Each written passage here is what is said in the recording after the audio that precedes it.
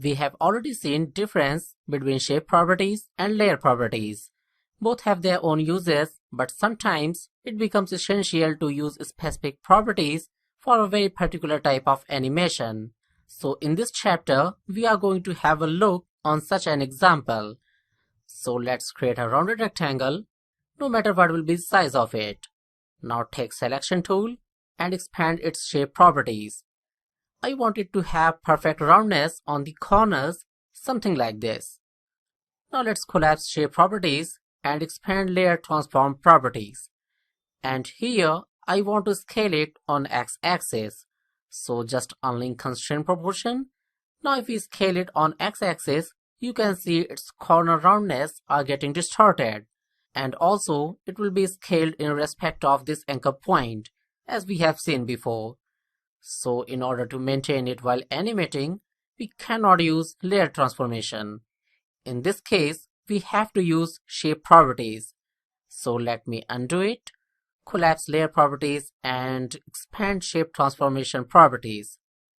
Here, if we use this size parameter to scale the rectangle, it will not care about the anchor point. It will always scale it from the center.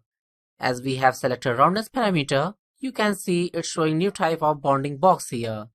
And its default anchor point is in center. Although it doesn't matter where the anchor point is situated, it will always scale it from the center. Let me undo it. Now I'm going to create an interesting animation with this rectangle. So let's scale it on x-axis to the value of 189 and it will create a perfect circle. Because its value on y-axis is also 189 and it has perfect roundness on the corners. Add a keyframe and on this keyframe set its value to 0. Now zoom timeline and go to 5th frame. Let's scale it to 180%. So we have made a very simple animation. Now I want this circle to stay for a few frames.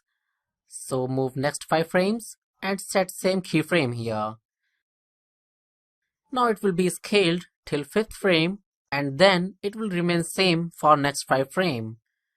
Place playhead to the 25th frame. Now unlink the transformation parameters and let's scale it on x-axis. Perfect. Let's preview it.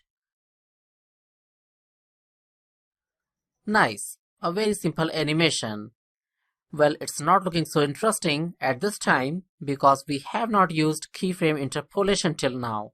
We will learn about interpolation in animation section. In next lesson, we will learn about adjustment layers.